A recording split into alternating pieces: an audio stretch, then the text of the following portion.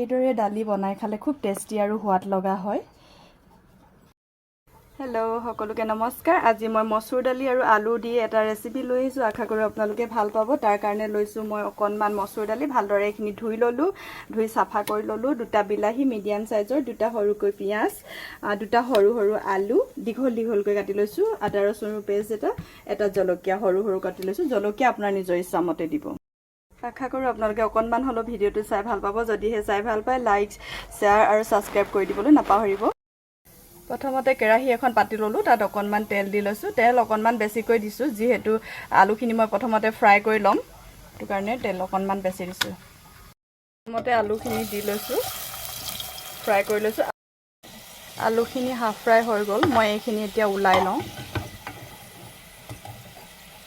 একেখন কেৰাহীতে মই এতিয়া অকণমান জিৰা, অকণমান বগা সৰিয়হ দি লৈছোঁ, ঢাকি ৰাখিছোঁ।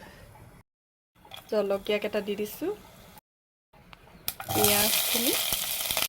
পিঁয়াজখিনি আধা ছেকেণ্ডমান ভজাৰ পাছত আদা নহৰুখিনি দি দিছোঁ।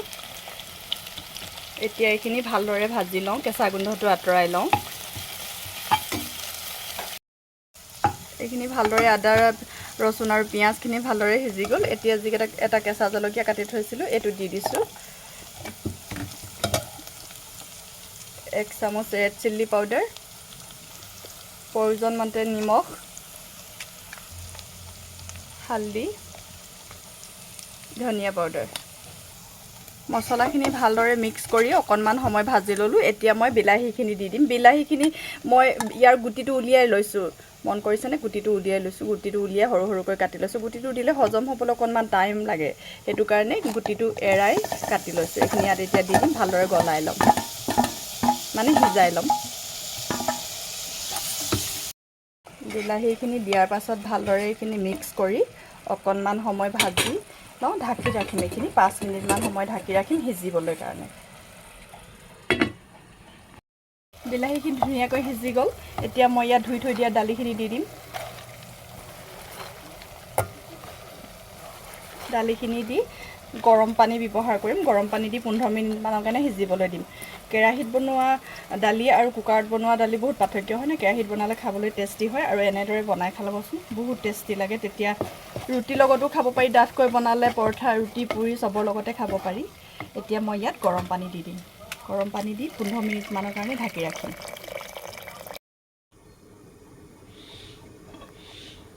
দালিখিনি ভালদৰে সিজি গ'ল, ডাঠ হৈ আছে। যে ৰুটিৰ লগত খাবলৈ হ'লে ইমানটোৱে জোখৰ হয়, যিহেতু মই ভাতৰ লগত খাম। অকণমান পানী দি দিম, আৰু এতিয়া ফ্ৰাই কৰি থৈ দিয়া আলুখিনি ইয়াত দি দিছোঁ। ইয়াত ফ্ৰাই কৰিকৈ কণীও দি দিব পাৰি, কিন্তু আজি যিহেতু কণী আমি নাখাওঁ, সেইটো কাৰণে কণী দিয়া নাই মই। কণী দিলে আৰু খাবলৈ টেষ্টি হয়।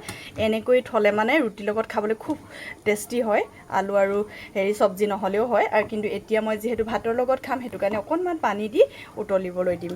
বেছি নহয়, অকণমান দিছোঁ। দি মেলি এইখিনি 5 মিনিটমান উতলাই ৰেডি হৈ গ'ল। দালি ৰেডি হৈ গ'ল। 5 মিনিটমানৰ পাছত কিমান সুন্দৰ দেখিছে নহয়নে?